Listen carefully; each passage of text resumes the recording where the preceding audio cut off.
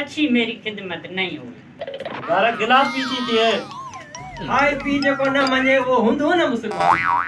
मुसलमान में होती, मैं मुसलमान होती, शेख होती, पर मेरे को इधर तुम लोगों ने क्या खिलाती? कुछ भी तो नहीं खिलाती। लस्सी जो वटो, मक्खन जी पायका दे कटोरो फुल, सही होती, चावरन जी मानी सही होती, सब खादियो न।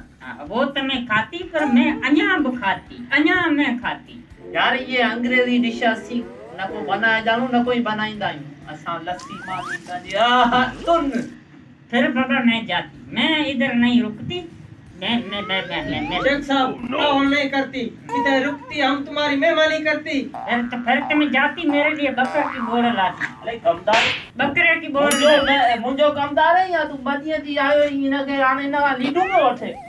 तू कंजूस होती, पैसा न देती, अरब तो लखपति होती, पैसा देती। तू हां हिने ही जबान तो गाले। तुम अभी मेरा मैनेजर होती, ठीक हो? हम इससे दुबई जाती, बस आती तुम मेरे साथ दुबई। यार यो तो मुसा ये धोखा मेरा, ये मैनेजर हो तू।